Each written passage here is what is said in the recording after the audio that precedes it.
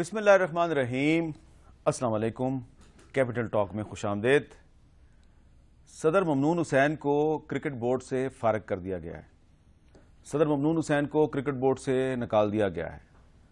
صدر ممنون حسین کے خلاف کرکٹ بورڈ میں بغاوت ہو گئی ہے۔ یہ سب باتیں آپ سن رہے ہوں گے مختلف ٹی وی چینلز پہ، اس لیے کہ اکتوبر کا مہینہ ہے۔ اکتوبر کے مہینے میں کچھ نہ کچھ ایسا ہو جاتا ہے، اور صدر پاکستان جن کا کرکٹ بورڈ کے ساتھ ہمیشہ ایک تعلق رہا ہے، ان کو کرکٹ بورڈ سے فارغ کر دیا گیا ایسے حالات میں جبکہ وہ حج پہ پاکستان سے باہر ہیں۔ تو وزیر اعظم صاحب جو ہیں اب وہ کرکٹ بورڈ کے پیٹرن ان چیف بن گئے ہیں۔ کہا جا رہا ہے کہ یہ اسلام آباد ہائی کورٹ کے ایک فیصلے کی روشنی میں یہ سارا کام کیا گیا ہے۔ اب اللہ کرے کہ باقی بھی جو عدالتوں کے فیصلے ہیں ان پر بھی اسی اسپرٹ کے مطابق عمل درآمد ہو۔ دیکھتے ہیں کہ اب آنے والے دنوں میں ہوتا کیا ہے، کیونکہ ابھی تک لوگوں کو سمجھ نہیں آئی کہ بیچارے صدر صاحب جن کے پاس پہلے ہی بہت کم اختیارات ہیں، انہیں کرکٹ بورڈ سے کیوں فارغ کر دیا گیا ہے۔ لیکن یہ کوئی اتنا اہم معاملہ نہیں ہے، اس کا پاکستان کے عوام کی جو زندگی ہے اس پہ کوئی اتنا خاص اثر پڑنے والا نہیں ہے کہ صدر صاحب کرکٹ بورڈ میں ہیں یا نہیں ہیں۔ آج ہم بات کریں گے ان معاملات پہ جن کا کہ تعلق براہ راست پاکستانی عوام کی روزمرہ زندگی کے ساتھ ہے، اور عید میں ایک دن ہے، کل عید ہونے والی ہے اور لوگ اس وقت بڑے پریشان ہیں۔ ایک حکومت نے ان کو تھوڑی سی ریلیف دی ہے کہ عید کے 3 دنوں میں لوڈ شیڈنگ نہ کرنے کا اعلان کیا گیا ہے۔ اللہ کرے کہ حکومت پورے پاکستان میں اس اعلان پر عمل درآمد کروائے، کیونکہ اگر اس پہ عمل درآمد ہو گیا تو کچھ نہ کچھ ریلیف تو لوگوں کو ضرور ملے گا۔ لیکن دوسری طرف اس وقت پاکستان کے ہر شہر میں مہنگائی کا ایک طوفان آیا ہوا ہے اور ناجائز منافع خوری انتہا پر ہے۔ اس کی کیا وجہ ہے؟ اور جو تاجر برادری ہے اس کو نہ خدا کا خوف نظر آ رہا ہے، نہ ان کو حکومت کا خوف نظر آ رہا ہے، نہ ان کو عوام کا خوف نظر آ رہا ہے۔ یہ فری فار آل کیوں ہے، اس پہ ہم بات کریں گے۔ ہمارے ساتھ موجود ہیں ڈاکٹر طارق فضل چودھری صاحب، مسلم لیگ نون کے رکن قومی اسمبلی اسلام آباد سے، مولانا شریف ہزاروی صاحب معروف عالم دین ہیں، اور جناب ڈاکٹر عابد قیوم سلیری صاحب اکانومسٹ بھی ہیں اور تجزیہ کار بھی ہیں، اور پرائس جو ہائیک ہے اس پہ بہت گہری نظر ہے ڈاکٹر صاحب کی۔ لیکن ہم پہلے آپ کو جو گراؤنڈ ریالٹی ہے، زمینی حقیقت، اس سے آگاہ کرنے کی کوشش کریں گے، اور ہم چلتے ہیں اسلام آباد کے علاقے بارہ کہو میں، جہاں پہ کہ ہمارے سینئر کورسپونڈنٹ موجود ہیں شعیب نظامی صاحب۔ السلام علیکم شعیب صاحب۔ جی وعلیکم السلام میر صاحب۔ شعیب صاحب، عید ہے کل صبح، تو آپ اس وقت اسلام آباد کے ایک ایسے علاقے میں کھڑے ہیں جہاں سے ڈاکٹر طارق فضل چودھری صاحب کو ووٹ ملے ہیں۔ ڈاکٹر طارق فضل چودھری صاحب ہمارے ساتھ موجود ہیں۔ یہ مارکیٹ ہے، مجھے آپ کے آگے پیچھے بہت سے لوگ بھی نظر آ رہے ہیں، پیچھے مجھے شاپس بھی نظر آ رہی ہیں۔ کیا صورتحال ہے یہاں پہ؟ لوگ آپ کو مطمئن نظر آ رہے ہیں یا ڈسٹرب نظر آ رہے ہیں؟ میر صاحب، یہ اسلام آباد کا وہ علاقہ ہے جہاں پر بہت بڑے بڑے فارم ہاؤسز ہیں، اور یہاں سے سبزیاں جو ہیں اسلام آباد پہنچائی جاتی ہیں اس جگہ سے۔ یہاں پر جو قیمتیں ہیں وہ اتنی تکلیف دہ ہیں لوگوں کے لیے کہ چاند رات ان کی خراب ہو گئی ہے، اور لوگوں کا یہ کہنا ہے کہ وہ پہلے ہی یہ اکتوبر کا مہینہ ان کے لیے جو ہے وہ قہر بن کے ٹوٹا ہے، کیونکہ پیٹرول مہنگا ہوا ہے، بجلی مہنگی ہوئی ہے، اور اس کا اثر آج یہ ہے کہ تقریباً ہر سبزی ڈبل قیمت کے اوپر ہے۔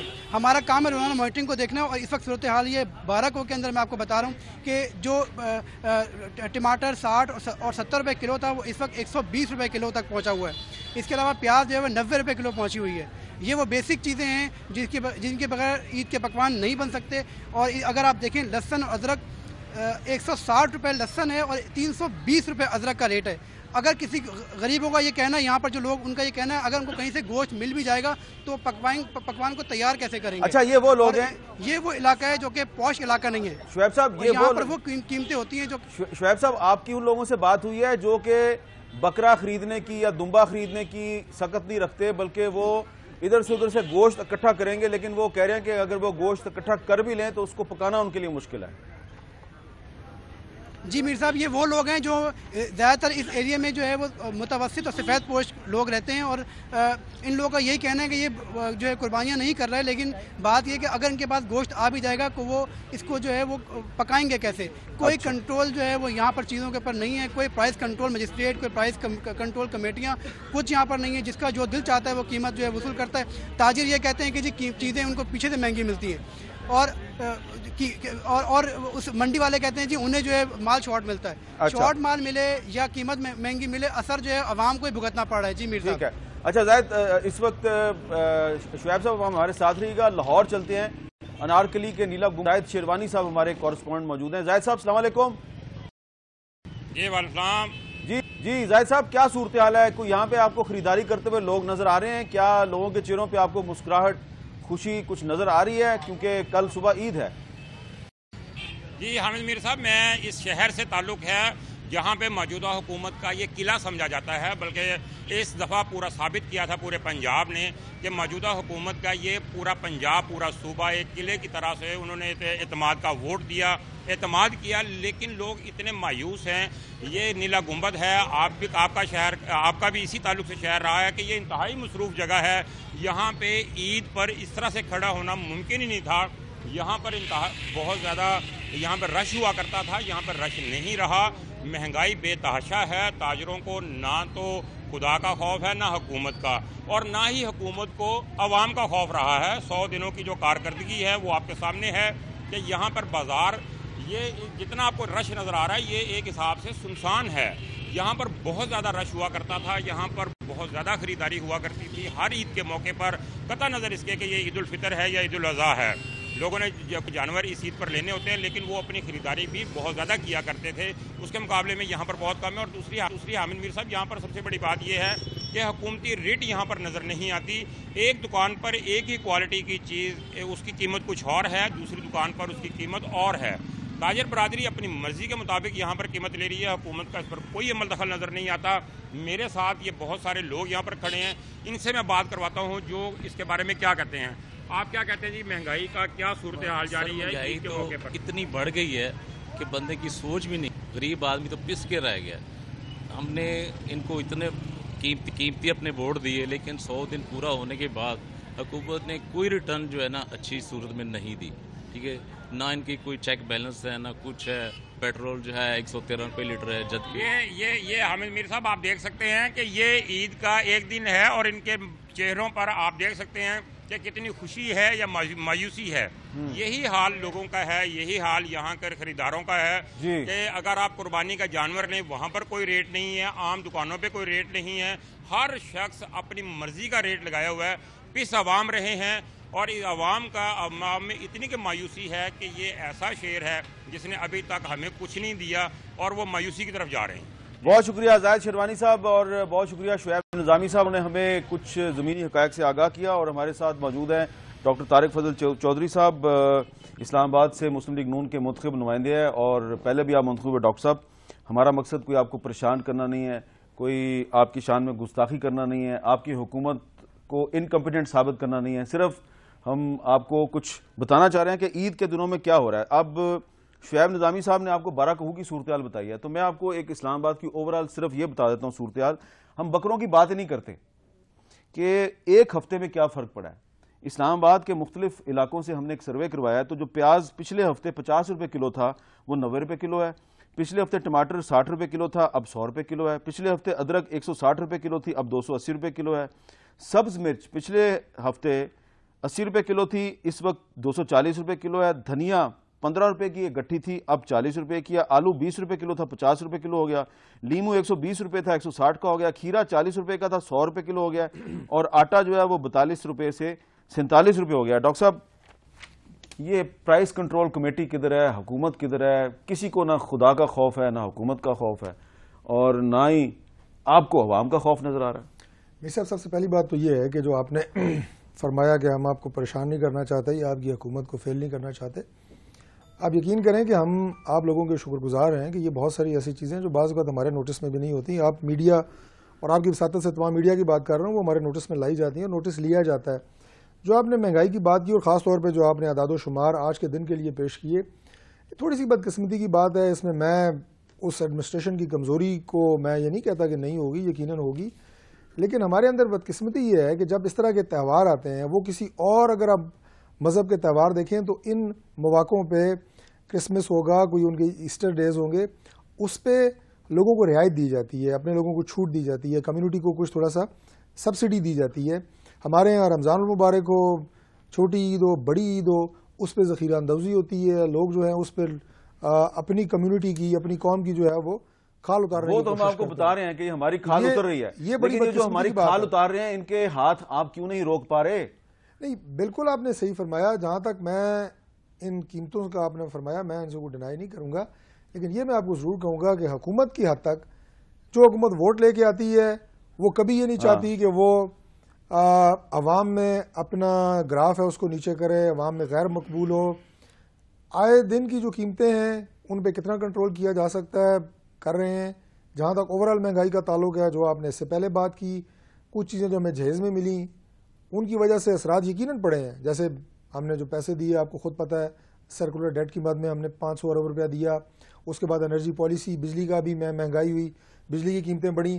آپ کو یاد ہے چاروں صوبوں کے لوگوں کو ہم نے بٹھایا, میڈیا کے لوگوں سے پوچھا, جناب خود پرائم منسٹر صاحب کی اس مشاورت میں موجود تھے, اور سبسڈی کس طرح کم کی گئی اور 200 کی یونٹ کی جتنا لوگوں کا خرچہ وہ آپ کی ساری باتیں ٹھیک ہیں. مطلب یہ وہ چیزیں ہیں جو ان اوائڈیبل تھی. ٹھیک ہے. اب جیسے قرضے واپس کرنے ہیں, اب آپ یہ بتائیں کہ قرضے ہم نے تو نہیں لیے, پچھلے 5-10 سالوں کے جو قرضوں کی قسطیں اکٹھی ہوئی ہیں اربوں کی مد میں ہم ان کو دے رہے ہیں, ان کے اثرات تو یقیناً آئے ہیں. آپ کی بات بالکل درست ہے, لیکن ان قرضوں کا یہ جو اس وقت مہنگائی ہے اس سے کوئی تعلق بنتا نہیں ہے. لیکن بہرحال اس پہ گفتگو کرتے ہیں. شریف ہزاروی صاحب, سیدھی بات میں آپ سے پوچھوں گا, یہ جو طارق فضل چودھری صاحب نے کہا ہے کہ جب دوسرے مذہبوں میں تہوار آتا ہے, کرسمس آتی ہے تو چیزیں سستی ہو جاتی ہیں. ہمارا مذہبی تہوار ہے عید آتی ہے تو ہم چیزیں مہنگی کرتے ہیں اور اپنے ہی بھائیوں کی کھالیں اتارتے ہیں. تو یہ جو ناجائز منافع خوری کرنے والے اور ذخیرہ اندوز ہیں جو ہماری کھالیں اتار رہے ہیں, ان کے بارے میں آپ کیا کہیں گے؟ اسلام کیا کہتا ہے ان کے بارے میں؟ بسم اللہ الرحمن الرحیم. بنیادی طور پر جو ہے نا, ہم مسلمان تو ہیں, کلمہ پڑھتے ہیں اور کہتے بھی ہیں اپنے آپ کو کہ ہم مسلمان ہیں, اللہ کا شکر ہے. لیکن ہم آج تک نہ ہم نے کوشش کی, ہم اسلام کے اس اصل روح کو نہ سمجھنے کی کوشش کی اور نہ سمجھنا چاہ رہے ہیں. اسلام جو ہے یہ بنیادی طور پر جو ہے نا یہ ایک خیر خواہی کا مذہب ہے, اور اللہ کریم اور رسول کریم صلی اللہ علیہ وسلم کے احکامات کے آگے اپنا سر تسلیم خم کرنے کا نام ہے. تو ہم صرف جو ہے نا اسلام کس کو سمجھتے ہیں کہ جی نماز پڑھ لی, روزہ رکھ لیا, جو صاحب حیثیت ہے اگرچہ اس نے ذخیرہ اندوزی کر کے رقم کمائی ہو وہ حج کے لیے چلا جائے تو وہ منڈی کے اندر سب سے بڑا حاجی صاحب ہے.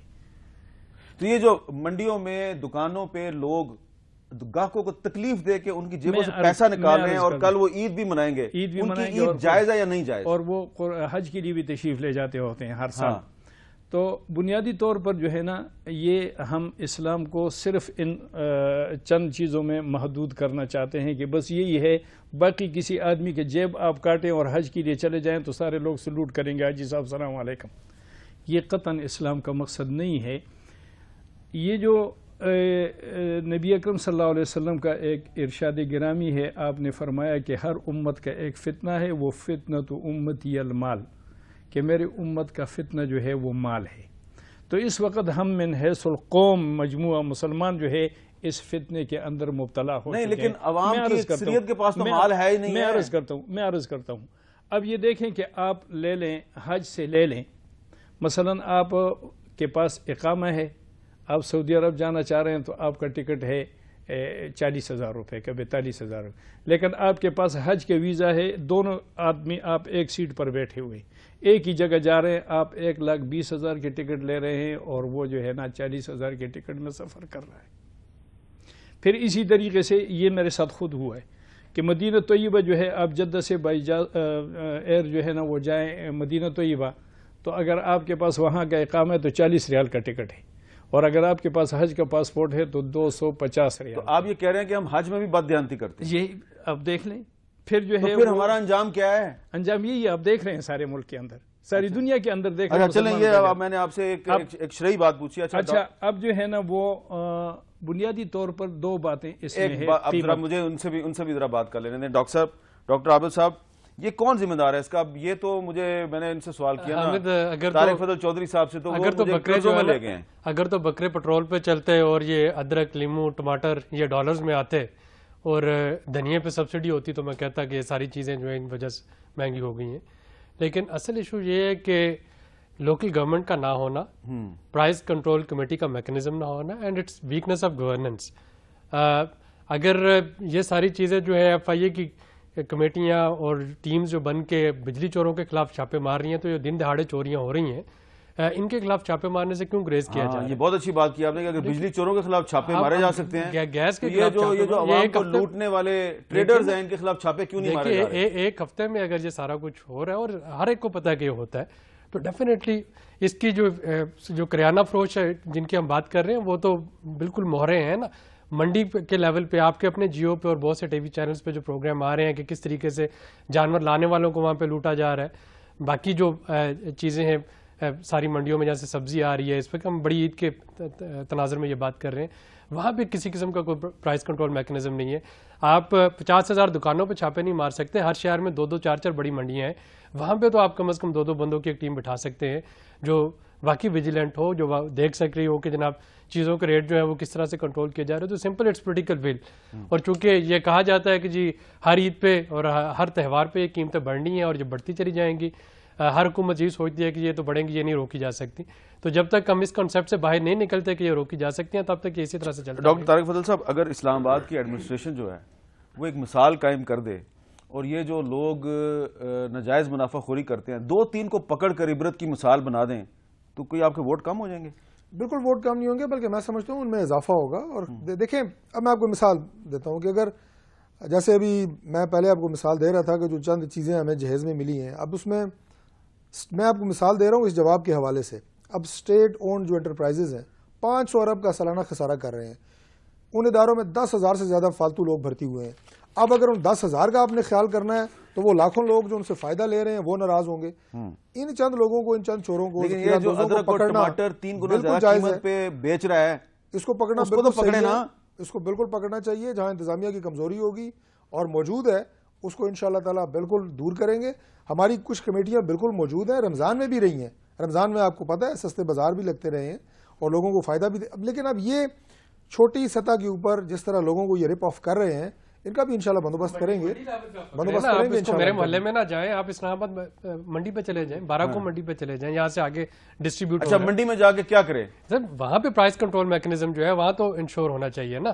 اگر میرا دکاندار یہ کہتا ہے کہ جی مجھے منڈی سے آلو جو ہے یا منڈی سے پیاز جو ہے وہ اب 80 روپے، ہر دکاندار کہتا ہے جی پچھوں چیز مہنگی آ رہی ہے. سر وہ پیچھے جا کے فرون پڑا نا جا کے. سو جہاں سے ایڈمنسٹریشن کے پاس ایسی ٹیم ہونی چاہیے جو کہ زمیندار ہوں، جہاں سے سبزی منڈیوں میں پروڈکشن ہے، اس بیچارے کو غریب کو کچھ بھی نہیں ملتا. تو یہ تو آپ نے خود ہی بہت بڑی بات بتا دی نا کہ زمیندار کو تو کچھ نہیں مل رہا، اس کو کچھ نہیں ملتا. یہ پاکستان بھر کا حال ہے، چاہے وہ سبزی پیدا زمیندار کو کچھ نہیں مل رہا جو بیپاری ہے. اسلام آباد میں اصل مسئلہ بیپاری ہے، ہم بیپاریوں میں گھرے ہوئے ہیں. بیچ میں جتنے سٹیپس ہیں وہ سارے منافع کما رہے ہیں. شریف ہزاروی صاحب، میں نے آپ سے سوال کیا تھا، مجھے اس کا جواب دے دیں کہ یہ جو بیپاری ہمیں لوٹ رہے ہیں، دونوں ہاتھوں سے ہماری کھال اتارے ہیں، ان کے بارے میں اسلام کیا کہتا ہے؟ نبی اکرم صلی اللہ علیہ وسلم نے 2 باتیں بڑے واضح طریقے سے ارشاد فرمائی. ایک یہ فرمایا کہ التاجر الصدوق الامین مع النبیین والصدیقین والشہداء، کہ سچا امانت دار تاجر جو ہے وہ اس کا حشر انبیاء کے ساتھ، شہداء کے ساتھ اور صالحین کے ساتھ ہوگا.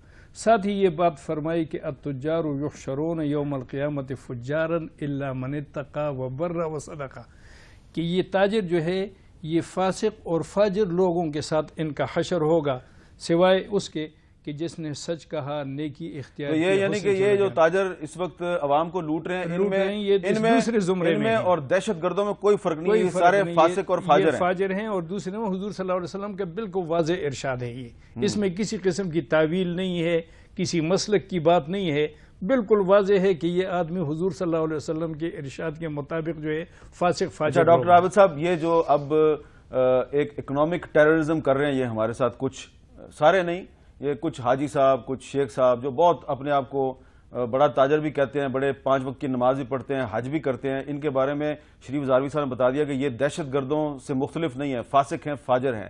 ان فاسقوں اور فاجروں کو حکومت کس طرح کنٹرول کرے؟ آپ نے کہا کہ منڈیوں میں جا کے پکڑیں، لیکن کوئی قانون بھی بننا چاہیے ان کے بارے میں. سر قوانین تو موجود ہے، آپ کے پاس مارکیٹ کمیٹی ایکٹ موجود ہے. آپ کو پتہ ہے کہ مارکیٹ میں اتنے پرسنٹیج سے زیادہ کمیشن جو ہے وہ لینے کی اجازت نہیں. مارکیٹ کمیٹی ایکٹ، ہاں تو دیکھیے نا آپ کے پاس ایک کمیشن ایکٹ موجود ہے، قانون موجود ہے، قانون موجود ہے. لوکل گورنمنٹ نہیں ہے، مجسٹریٹس نہیں ہے، ایسے لوگ نہیں ہیں جو کہ جا کے وہاں پہ امپلیمنٹیشن ان قوانین کا کروا سکیں. اگر آپ کوئی میکنزم بنا دیں، ٹھیک ہے لوکل گورنمنٹ کا نہیں ہے، لیکن لوکل لیول پہ کچھ کمیٹیز ایسی پرائس ویجیلنس کمیٹیز بنا دی جائے جن کو تھوڑا سا امپاور کر دیا جائے. وہ جائیں. اسلام آباد میں کتنی منڈی ہیں؟ اسلام آباد میں ایک سبزی منڈی پیر بدائی میں, ایک بارہ میں, ان 2 منڈیوں میں کیا جا کے پرائس کنٹرول کرنا مشکل ہے؟ ٹھیک ہے. چھوٹی سی بات عرض کروں. بات یہ ہے کہ قوانین یقیناً موجود ہیں لیکن ان کی کمزوریوں کا فائدہ یہ لوگ اٹھاتے ہیں. جیسے کہ بھی بالکل صحیح, میں ان کی بات سے اتفاق کرتا ہوں.